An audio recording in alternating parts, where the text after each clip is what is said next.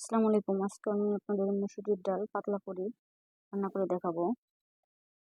মসুরির ডাল ধুয়ে বসিয়ে দিয়েছি সেদ্ধ করার জন্য। এর মধ্যে এখন পেঁয়াজ এবং কাঁচামরিচ ভালো করে রাখা দিয়ে দিব। ভালো করে ফুটিয়ে নেব। ফোটা হয়ে গেছে, এখন আমি এটাকে ঘুটনি দিয়ে ঘুটে নেব। ভালো করে মিহি করে নেব, একেবারে যেন গলে যায়।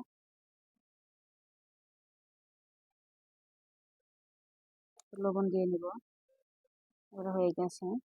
1 চামচ হলুদ, 1 চামচ মরিচের গুঁড়া দিয়ে নিলাম। এখন এর মধ্যে টমেটো পেস্ট করে রাখা দিয়ে দিলাম। পানি দিয়ে নিলাম পরিমাণ মতো।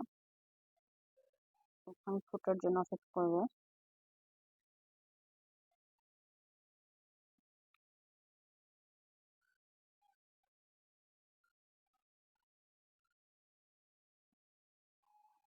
একটু আদা বাটা দিয়ে দিব।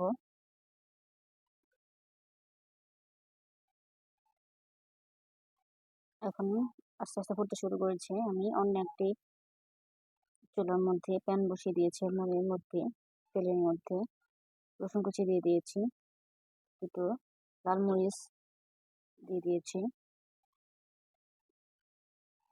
গোটা জিরে দিয়ে দিয়েছি ফোড়নের জন্য। এর মধ্যে এখন কালো জিরে দিয়ে নিয়েছি। ভালো করে ভাজা হয়ে গেছে। এখন আমি 2 চামচ ডাল এর মধ্যে দিয়ে দিব। আমি পুরোটা ঢেলে দিব তেলের মধ্যে। ধনিয়া গুঁড়া দিয়ে দিলাম। দেখুন আমার কত সুন্দর হয়েছে ডাল রান্নাটা। আপনারা বাসায় রান্না করে খেতে পারেন, খুব ভালো লাগবে এই গরমের দিনে পাতলা ডালটা। আবার কোনো নতুন রেসিপি নিয়ে দেখা হবে। আল্লাহ হাফেজ।